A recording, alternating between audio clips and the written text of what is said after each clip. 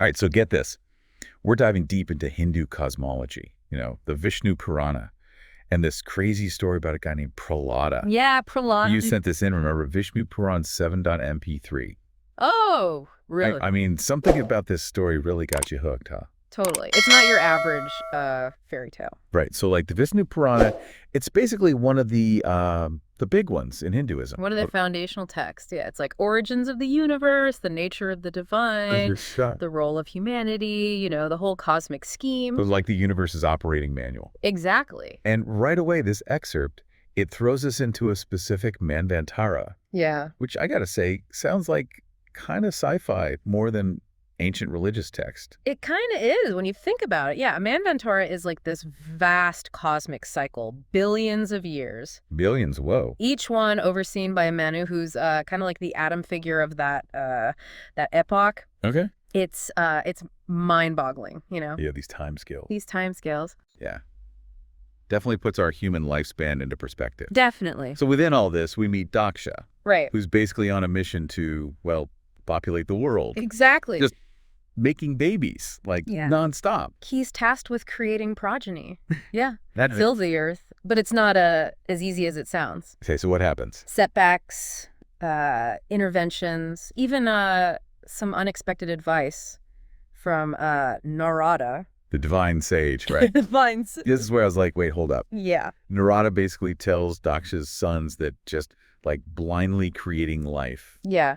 Without understanding the cosmos. Right. Is basically like building a house without a blueprint. It's a cosmic reality check for sure. Yeah. It really shows you how important knowledge and understanding are in Hindu thought. It's not just do it, it's do it right. Right. Align those actions with a deeper cosmic order. Makes sense. You can't just go around populating a universe without understanding how it all works. Right.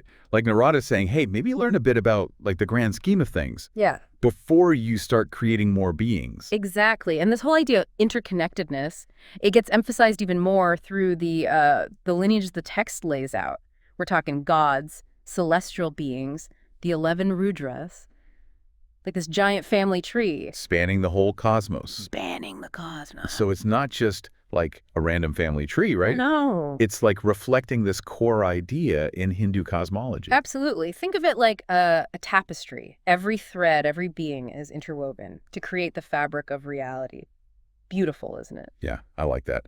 Okay, so we've got this sprawling cosmic backdrop. Everything's linked.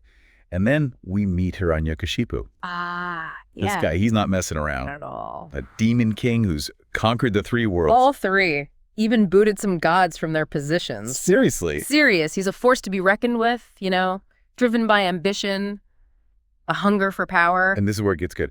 Prahlada, Hiranyakashipu's own son, is a devout follower of Vishnu. The very god his father despises. Oh, man. Talk about family drama. And it gets more interesting, right? Because Prahlada's devotion, it's not just some, teenage rebellion. Even as a child, he prioritizes spiritual learning. He sees Vishnu as the ultimate power. Okay, so we've got this demon king, super powerful. And his son is basically nope, there's a higher power here. Exactly. I bet dear old dad did not love that. You could say that. Hiranyakashipu is furious, subjects Prahlada to all these dangerous trials, trying to break his faith. That's rough. It is. So Prahlada walks out of a fire unscathed. Yep. Still totally devoted to Vishnu. I mean, each of these crazy trials just makes his faith stronger. It really shows you, the power of bhakti. Prahlada's devotion, it's not just a belief system. It's this lived experience, Yeah. Shapes how he sees reality. Right. And he's not keeping it all to himself either. Right. He's teaching other demon kids, encouraging them to look beyond the material world. Exactly. Prahlada, he challenges them to question what makes a meaningful life. Deep stuff for a demon kid. He talks about how youth is fleeting. Okay. About aging, death, the whole cycle of existence. Karma and all that. Driven by karma. Yeah. The consequences of our actions. So he's not just offering spiritual platitudes. No. It's more a whole different way of looking at things. Exactly. A different framework. For life, death, reality. The whole thing. And what makes it so real is that it's coming from him. Yeah. From his own experience. It's not just theory. Not just theory, it's his life. And Yeah. I think that's what makes it so powerful. Totally. Especially since, his dad is literally the demon king. Yeah. It's like he's saying, look, I could have all this worldly stuff, but it doesn't compare to what I've found. Right. And I think that speaks to something universal. Oh, yeah. About spiritual seeking. I think we all have this desire to connect with something bigger, to find meaning, purpose beyond everyday life. Totally. It makes you think, what could we do if our faith was that strong? It's a good question. Prahlada's story, it reminds us we can all tap into that deeper meaning, no matter what we're facing. Right, no matter the challenges. And speaking of challenges, Prahlada's still in a tough spot. His father, Hiranyakashipu. right, he's not giving up. Wants to totally break Prahlada. Yeah. Make him renounce Vishnu. So what happens next? He throws him in a dungeon. Seriously? Yeah. Isolation, deprivation, hoping to finally crush his spirit. Wow. Heartbreaking. But it shows you how resilient this kid is. Facing his own father, the most powerful demon king ever. And his faith doesn't waver. It's incredible. Yeah. What makes his devotion so unshakable? I think it goes back to that transformative power of bhakti. It's not just a belief, it's an experience, a deep, real connection to Vishnu. Keeps him going, even when things are bad. Exactly. And it's not just passive, he's just accepting suffering. Right.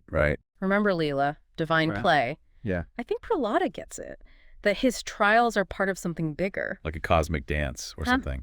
A dance between the divine and the mortal. So it's not just about surviving, it's about, finding meaning in it. Finding meaning, and it makes you think, how do we see suffering? Just something to avoid, or like Prahlada, an opportunity to grow. Spiritually, it's a big question, everyone has to figure that out for themselves. But Prahlada's story Gives us another perspective. And then things get even more interesting. Oh. His father's advisors, the demon priests. They're not big on Vishnu, I'm guessing. Not really, and they can't change Prahlada's mind. Tried everything, huh? Threats, isolation, everything, so they come up with something darker. Uh-oh. What'd they do?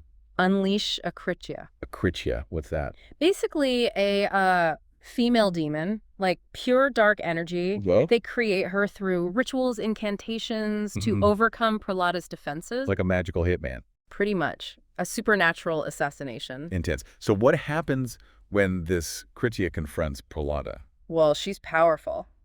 But Prahlada, he stays calm, chanting Vishnu's name and his devotion. Protects him? Like a shield. Wow, even against dark magic. It's like his belief in Vishnu creates this aura of protection. So the Kritya, she can't do anything. Nothing. His devotion, it's his weapon.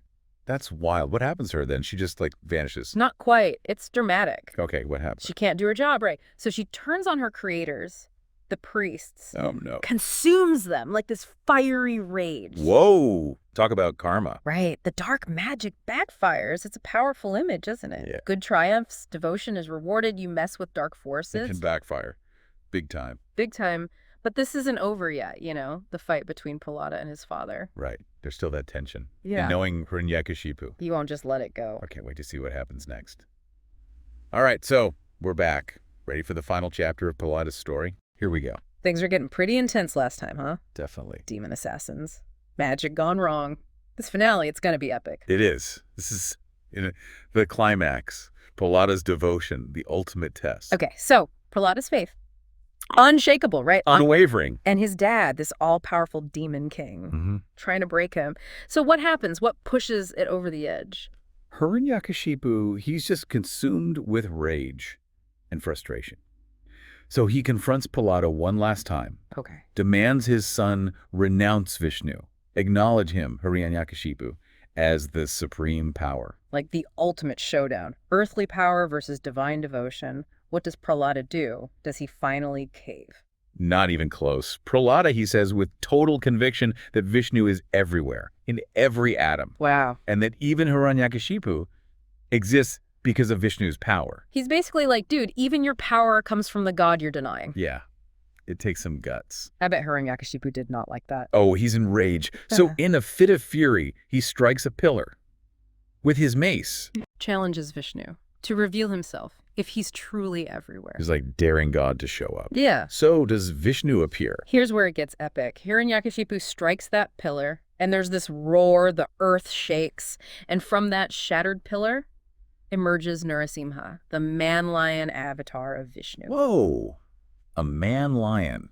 That's intense. There's got to be some meaning there, right? Oh, yeah. Narasimha, he's unique. Strength and ferocity of a lion, but intelligence and compassion of a man. Well, He's divine wrath, against evil, but also Vishnu's protection for his devotees. like Vishnu saying, enough is enough. So Narasimha just destroys Hiranyakashipu right then. It's not that simple. Remember those boons Hiranyakashipu got? Yeah. Made him basically invincible. Right. Narasimha, he has to follow certain rules to get around that. What kind of rules? He can't kill Hiranyakashipu during the day Right. or night, not Wow. inside, not outside, not with any, normal weapon. That's specific. Yeah. Why so many rules? It's a reminder, even divine justice, it works within a system. Cosmic law. Order and consequence. It's not just about force, it's about keeping the balance. So how does Narasimha even win with all those rules? At twilight, he grabs Hiranyakashipu right on the threshold of the palace. So not inside, not outside. Exactly. Places him on his lap. Not on Earth, not in the sky. Right. And then tears him apart with his claws. Whoa, talk about thinking outside the box. So good triumphs over evil, fake is rewarded, and even the most powerful beings. You have to follow the rules. Man, this has been a wild ride. It has. Cosmology, devotion, good versus evil. The power of faith. Really makes you think. It does. And remember, this is just one story. In all of Hindu thought, mythology, there's always more to explore. We've got a lot to think about. Thanks for joining us on this deep dive. Until next time, stay curious and remember, even when things seem dark, the light of faith, it can always shine through.